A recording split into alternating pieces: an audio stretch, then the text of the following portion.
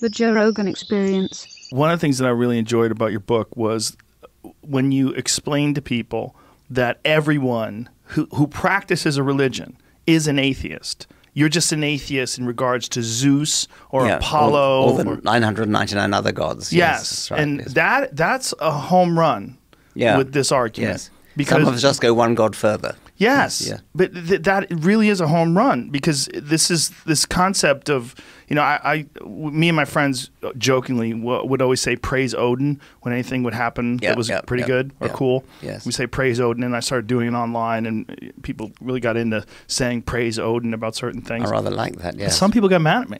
They actually got mad that you're mocking Christianity by saying praise Odin. Of course you are. Why not? I wasn't even really. Yeah. I was just having fun. Yes. I was having fun because Odin seemed like a cool god. It's an old school god. It's the god of the Vikings. Douglas Adams wrote a lovely book called The Long Dark Tea Time of the Soul, in which the Norse gods are part of it. And Odin in that book has got old and senile, and he just lies in bed all the time and asking for clean sheets every day. and Thor is out there doing mischief with his great hammer and things. At one point, Odin gets Thor super glued to the floor and thinks it's a wonderful story.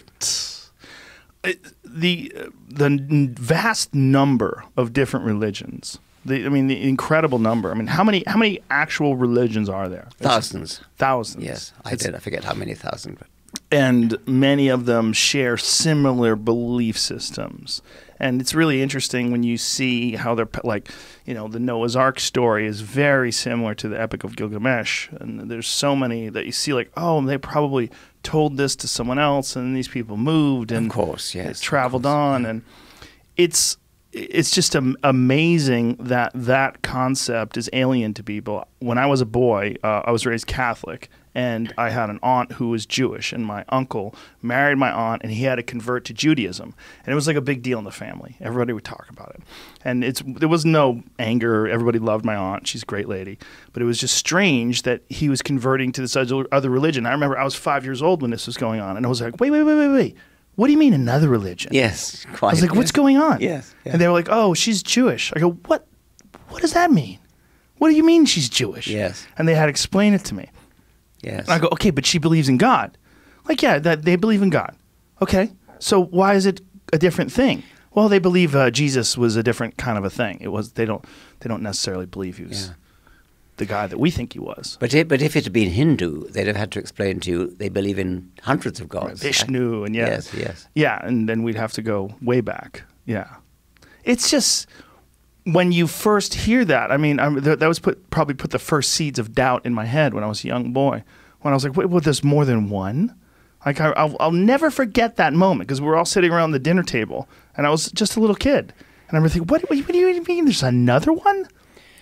I think that's a very powerful way of getting to children, is to just simply tell them that. Yes. Telling them nothing but facts. You're not indoctrinating them. Right. You're just telling them. There are lots of different religions, and Hindus believe in hundreds of gods, and Jews believe in one god, and Muslims believe in one god, and they don't believe in Jesus, and just lay out all the different religions. That would be a very good educational exercise. Has there ever been a civilization that existed without a belief in a higher power? I don't think there has, no. Of course, there are plenty of individuals who educate to not believe in a higher power, but I think probably true to say that anthropologists might deny them, and there might be some tribe that doesn't, but I suspect they all do. Well, there's been some tribes that worshipped animals, and particularly animals that they survived off of. Yes, yeah. And river gods and thunder gods and moon gods and sun gods and fire gods and things, yes.